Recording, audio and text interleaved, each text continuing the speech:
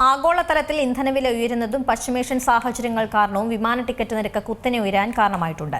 ഇപ്പോൾ ടിക്കറ്റ് നിരക്കിൽ വലിയ മാറ്റങ്ങൾ വരുത്താൻ എയർ ഇന്ത്യ ഒരുങ്ങുന്നു. ഇതിന്റെ ഭാഗമായി ഭക്ഷണം ഓപ്ഷണലാക്കാൻ എയർലൈൻ പദ്ധതിയിടുന്നു. പശ്ചിമേഷ്യൻ സംഘർഷം ആകാശത്ത് വലിയ വെല്ലുവിളികൾ തന്നെയാണ് സൃഷ്ടിച്ചത്.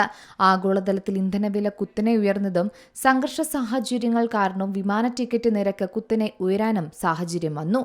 വർദ്ധിച്ചുവരുന്ന ഈ ഇന്ധനച്ചെലവ് ചെറുതൊന്നുമല്ല വിമാന കമ്പനികൾക്ക് പ്രതിസന്ധി സൃഷ്ടിച്ചത്.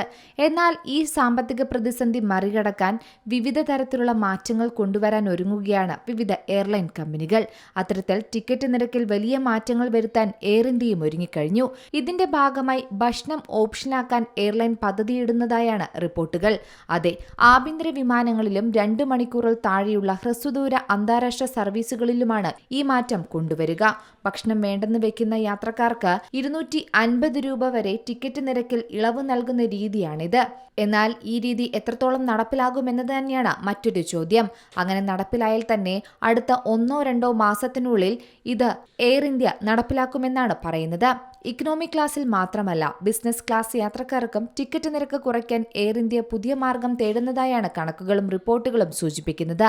ബിസിനസ് ക്ലാസ് ടിക്കറ്റുകളിൽ നിന്ന് ലോഞ്ച് ആക്സസ് ഒഴിവാക്കാനുള്ള ഓപ്ഷൻ നടത്തുന്നതിലൂടെ യാത്രക്കാർക്ക് വലിയൊരു തുക ലാഭിക്കാനാകുമെന്നാണ് കണക്കുകൂട്ടൽ. വിമാനത്താവള ലോഞ്ചുകൾക്കായി എയർലൈൻ നൽകേണ്ടി വരുന്ന ഉയർന്ന തുക ലാഭിക്കുന്നതിലൂടെ ടിക്കറ്റ് നിരക്കിൽ മാറ്റം വരാൻ സാധിക്കുമെന്നാണ് പറയുക. ലോഞ്ച് ഉപയോഗിക്കാത്ത സ്ഥിരം യാത്രക്കാർക്ക് ഈ നീക്കം ഏറെ ഗുണകരമാകും. News desk Zee Malayalam news. ഏറ്റവും പുതിയ വാർത്തകളും വിശേഷങ്ങളും വിരൽത്തുമ്പിലറിയാൻ സീ മലയാളം ന്യൂസ് എല്ലാ ഡിജിറ്റൽ പ്ലാറ്റ്ഫോമുകളിലും ലഭ്യം.